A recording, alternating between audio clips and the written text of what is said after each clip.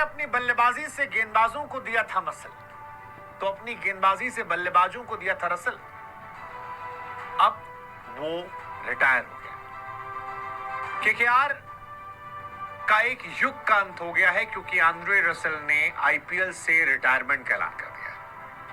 ये तो retirement Faf du Plessis ने भी किया है, लेकिन रसल की कहानी अलग है क्योंकि रसल बहुत मेमोरीज हैं क्रिकेट में। हारा हुआ मैच रसल आए, जिता ले गए। इस बार केकेआर ने उनको रिटेन नहीं किया था और ये हैरान कर गया था कि रसल को रिटेन नहीं किया, सीरियसली।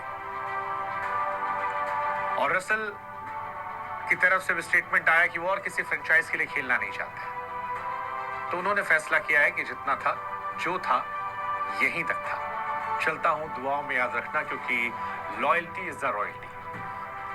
आंद्रे रसल आईपीएल से रिटायर हो गए हैं। हालांकि ये लॉयल्टी वर्सेस रॉयल्टी वाली कहानी में केकेआर ने भी उनको इनाम दिया है और पावर कोच बना दिया है। अब पावर कोच मेरे ख्याल से एक नए प्रकार का शब्द है जिसका इजाद किया गया है। अब बैटिंग कोच तो बनाएंगे नहीं क्योंकि रसल भाई तो 4 गेंद पर 18 मारने वाले हैं। बॉलिंग कोच भी फुल टाइम वो बॉलर नहीं है, बट पावर कोच एक्चुअली अच्छा है। बॉलिंग में भी वो पावर है, आते थे बोल्ड मारते थे 2 ओवर 3 ओवर। अब बैटिंग में भी वो पावर थे, इसीलिए शायद उनको पावर कोच बनाया गया है। बट केकेआर के केरा का अंत हो गया। अगर आप केकेआर के लिए बात करो, रसल की क्यों, तो रसल ने 2593 रन बनाए हैं केकेआर के लिए और 122 विकेट निकाले हैं, जो वन ऑफ द फाइनेस्ट है।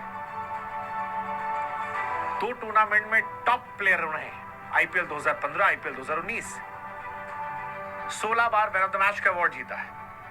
केकेआर के साथ उन्होंने आईपीएल जीता है और अब वो पावर कोच बन गया, first power coach of N IPL franchise. हालांकि कई बार लगता है यार कुछ खिलाड़ी और खेल सकते, जैसे केरन पोलार्ड का मुझे कई बार लगता है कि वो खेल सकते थे 1-2 सीजन। ऐसे ही रसल का भी मुझे लगा था 1-2 सीजन खेल सकते थे, लेकिन इन लोगों ने किसी और फ्रेंचाइज के लिए खेलना चाहा नहीं। मैं सोचा ठीक है, जहां खेल रहे थे वहीं खेलेंगे, कोच के तौर पे खेलेंगे। ब्रावो भी ऐसे ही हुआ था, हालांकि ब्रावो खुद चले गए केकेआर में। रसल यही रहा, और उससे पहले अगर आप याद करो पोलार्ड, ये तीनों की यही कहानी थी। वेस्ट इंडीज प्लेयर्स की लॉयल्टी अलग रही, बट रसल मेनियम आपको दिखाई नहीं पड़ेगा आईपीएल में क्योंकि रसल अब रिटायर हो चुके हैं। केकेआर के कोचिंग स्टाफ का हिस्सा रहेंगे अभिषेक नायर और ब्रावो के साथ।